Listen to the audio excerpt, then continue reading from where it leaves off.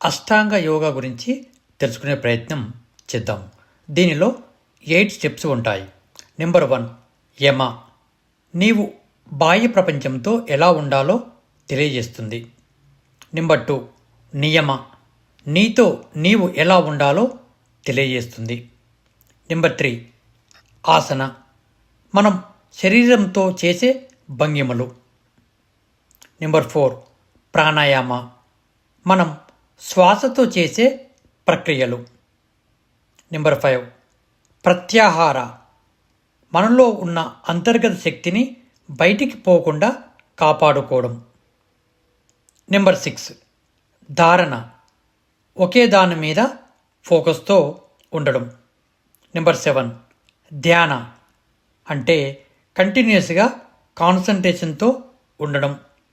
Number 8 సమాధి, higher ఎనర్జీతో connect అయి కాన్షియస్తో ఎల్లప్పుడూ జీవించడం.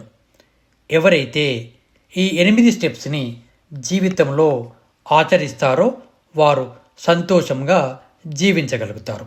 Thank you.